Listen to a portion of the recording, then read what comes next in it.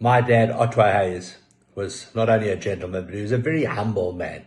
And it was strange in some ways because he never ever spoke to us about being in the war. Two other things, amazingly, he never ever told us. And one of those was the fact that he actually played a round of golf with Walter Hagen.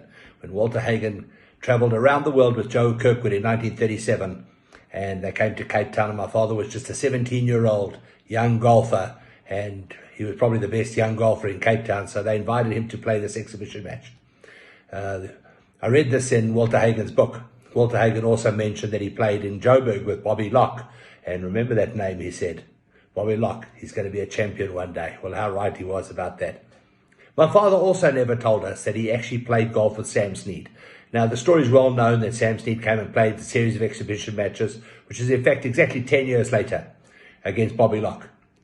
And I always thought those matches were only individual matches. Well, they weren't. They played some better ball matches as well. And although Bobby Locke murdered him in the individual matches, I think Sam Snead only won 1 out of about 12 of those. In the better ball matches, my father played with Bobby Locke at ERPM against Jimmy Bullock, who in those days was the pro at ERPM. Later he went to become the pro at Bryanston, and in fact built the second line at Bryanston.